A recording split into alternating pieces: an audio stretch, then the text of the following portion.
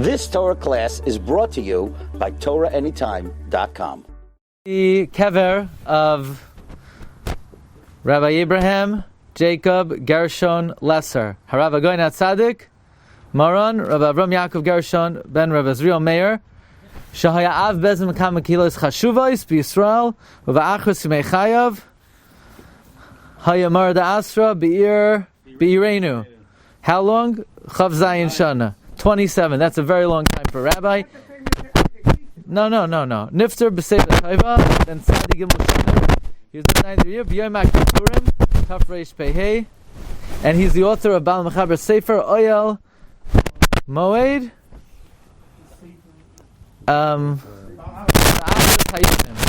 So it's very interesting. I have an interesting account over here. I was trying to do some research, and there was a rabbi by the name of Yehuda Edelson, who was invited to be a scholar in residence in Cincinnati at the end of the 19th century.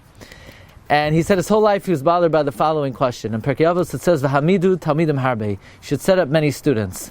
Question is, okay, if you're a big rabbi, you could have a lot of students. If you're a public speaker, you have a lot of students.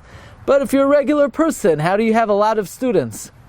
So this rabbi, who was invited to be the scholar in residence in Cincinnati, at the end of his drasha, Rabbi Abraham Yaakov Gershon Lesser told him, "Rabbi, you should know, you just gave a drasha. A lot of people were inspired, and you were Mamid Talmidim Harbe. Many people were influenced by what you said." And this rabbi said, from then on I understood that when Chazal say in Pirkei Avos, "V'hamidu Talmidim Harbe," this is talking to everybody. Everybody can have many students. If you come to shul and you daven properly, people are watching you. The guy next to you is watching you. The guy in front of you is watching you. They're watching how you daven. They're watching when you come. They're watching how you speak to your wives. They're watching how you deal with your children. And then that has a ripple effect. So any individual, if you're not living in a cave somewhere on your own, all of us will have many, many students in our lifetime. And the ripple effect of our actions and our activities reverberate throughout the world and through the end of time. So this was a limud that was taught by Rabbi Avraham Yaakov Gershon Lesser to the visiting scholar in residence in Cincinnati in the end of the 19th century.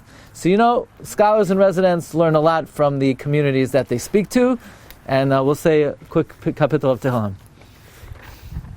You've just experienced another Torah class brought to you by TorahAnytime.com.